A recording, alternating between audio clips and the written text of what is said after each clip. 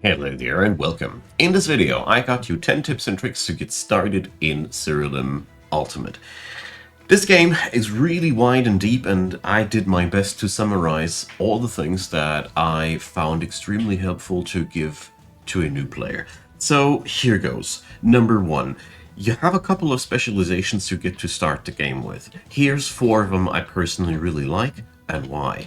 There's lots of more specializations later in the game, and you can even select more of them at the beginning, but I personally found really easy and wonderful to play. The Kabbalist, just give your creatures a lot of artificial gems and they basically play themselves. Does require some gameplay knowledge in terms of spell casting, but you get there really quickly by just learning things. Number 2 of these, the Hell Knight, because his gameplay pattern is very simple. Hit him hard, hit him quick, and mostly attacks. Personally, I think this is the most beginner compatible one. The next one on my list is the Pyromancer, because you have so many capabilities of just killing the enemy very fast, making your units very, very robust, and it also has a lot of potential of finishing games very, very fast. And last but not least, the Cleric, because I find always it's very appealing to play defensively when you're new to a game, and the Cleric's special caveat is that he gets to deal damage by healing eventually, which is a very, very fun way of playing. But of all things, if you're really new to this whole shtick, Hell Knight, you can't do much wrong with that. So, number 2, couple of tips about perks. When you go into the character menu, the perks is what defines your build most. These are directly linked to your character specialization. Here's what I want to recommend to you. Since every specialization plays extremely differently, read all of these skills very carefully and take your time with these.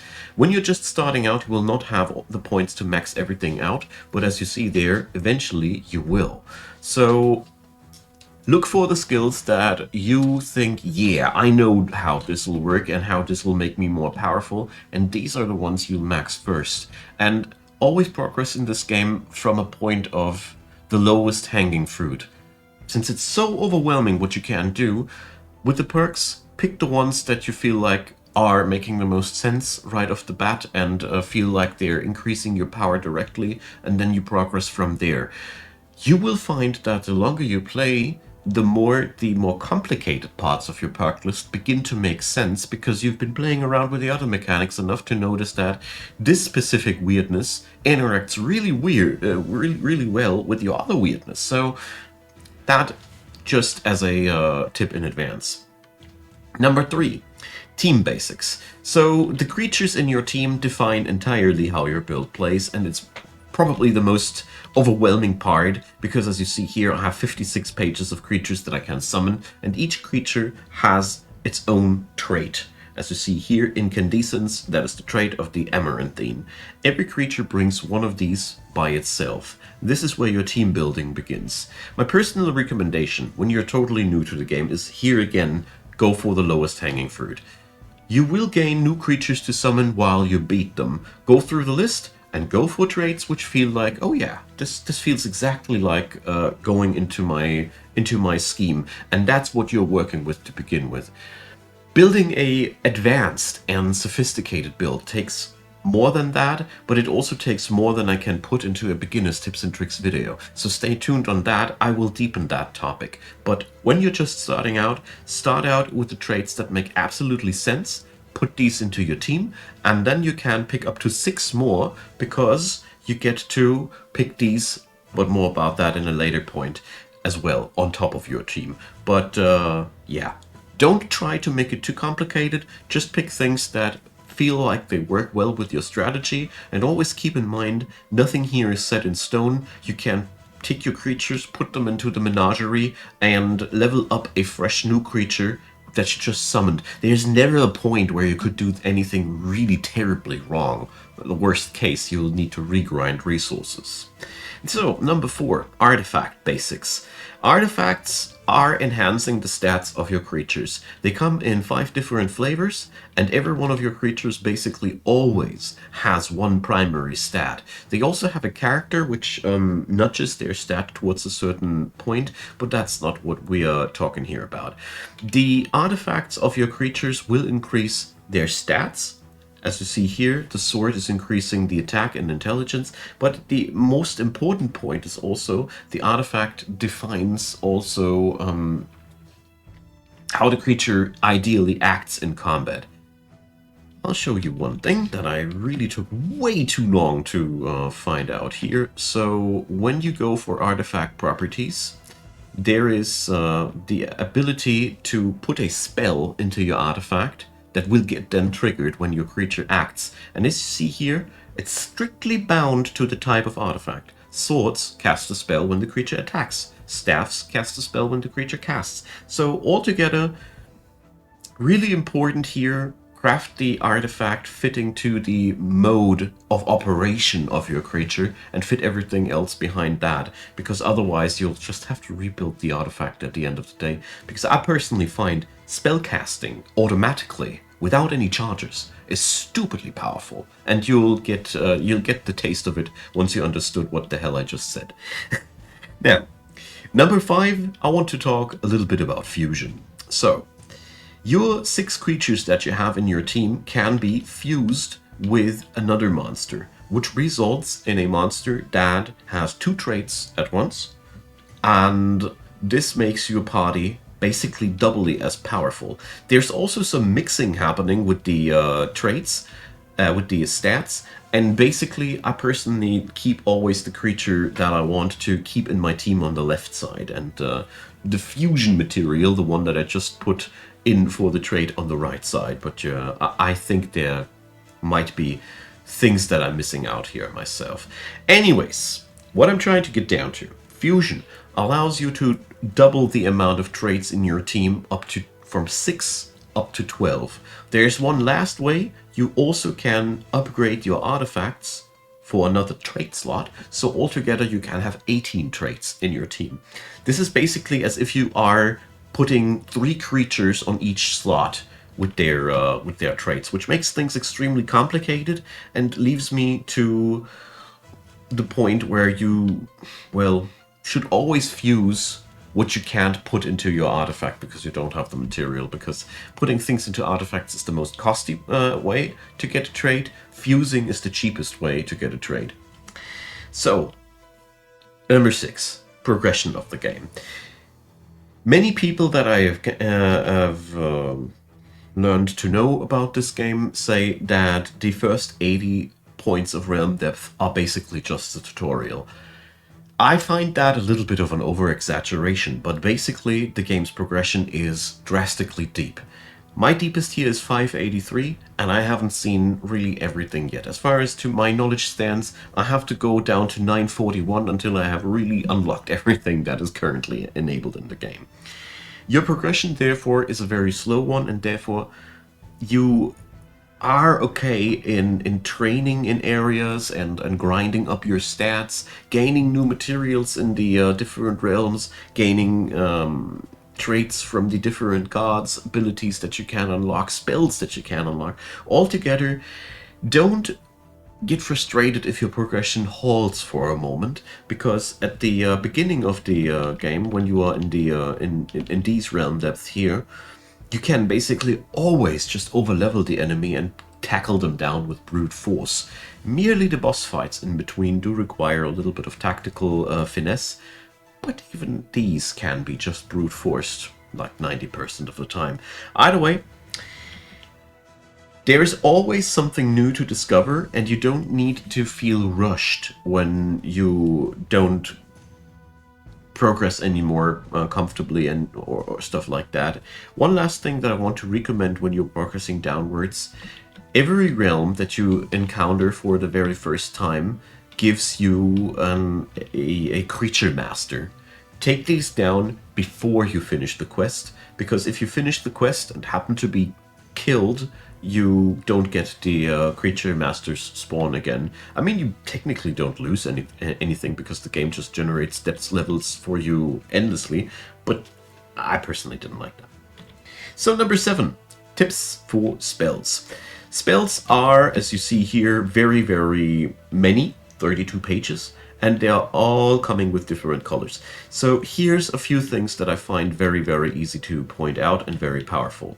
For one, every gem can be upgraded up until tier 15, which gives it new property slots. Into these property slots, you can basically put every transformation that you need, so every spell can always be equipped by any creature. Naturally, you have to match the element of the creature with the spell. So life element creatures could only equip life spells, but you can take any life spell and turn it into a chaos spell with class swaps. Also, I find it extremely invaluable to put the generous trait on spells.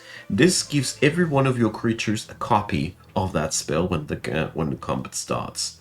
This copy gets replenished after each battle, and well, it allows you really easy access to a lot of spells, and therefore I really find this an extremely comfortable way of sharing spellcasts.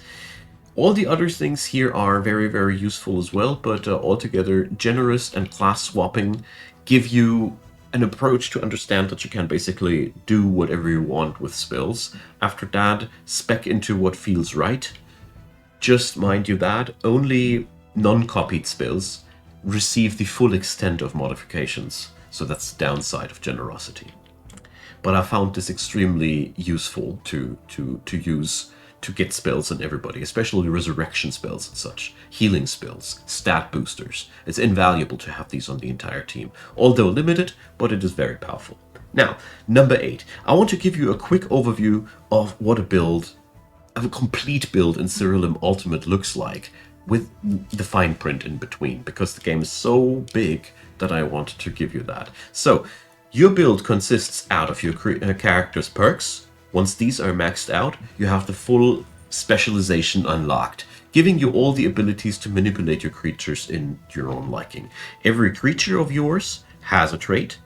These traits can be doubled by fusing them with another creature, and they also have different abilities here, attack, intelligence, and defense, which can also be manipulated, which is also something you can do in the very late stages of the game. Once you have fused a creature onto each and every one of your dudes, you will have 12 traits together. This is, in all honesty, everything you need to breeze through basically the entire game. You can now put even more power on top of that in form of the artifacts. Artifacts should always be part of the build, don't get me wrong here, I formulated it a little bit unlucky, but I'm talking about the extra trait slots on the artifacts. Here you see Touch of Red, Hearty Appetite, Nature's Blessing, these guys. This brings you to the point where you technically have 18 traits on your team, which is like 3 creatures on each slot. And there's also a last one, the Nether slot, which I haven't unlocked on any of these weapons, which allows you to slot in a Nether stone, which can also bring extra traits. So 18 is not really the finite number. You could even go further than that. But in all honesty, after you have 12 traits that mix and match really well together, you have everything to conquer the world. You can, of course, go deeper, and you might ask yourself why you should do that. For one, there are challenges in the game, like the Gate of Gods and other late-game things, or you just increase the difficulty in the options menu.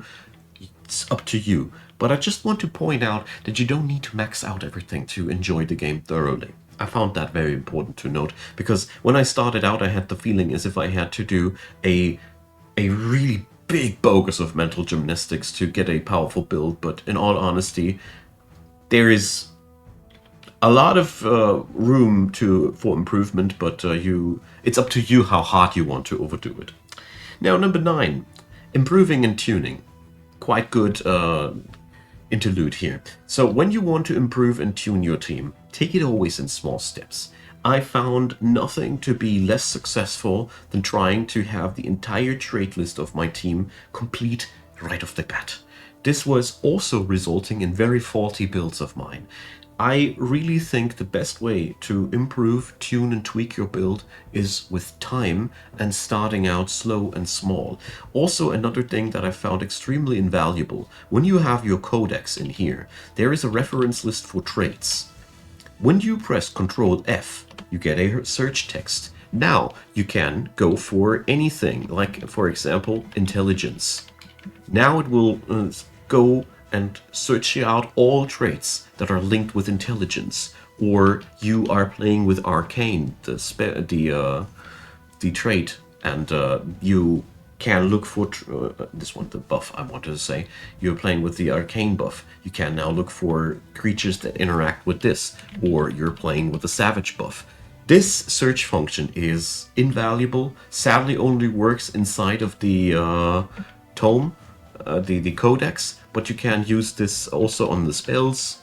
These areas here, the search function here is a little bit hidden between Control F, but big thanks go out to the chats of mine during the stream sessions who taught me that, because I didn't know that until a few days before, when I was already 600 hours in.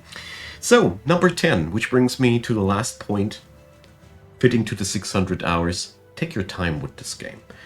Don't you ever feel like you need to rush anything. There's so much stuff that you can do, and if you ever feel too overwhelmed by this game, maybe turn it off, maybe start somewhere else smaller, maybe grind some, but whatever you do, this game has hundreds of hours of game time, if not thousands. And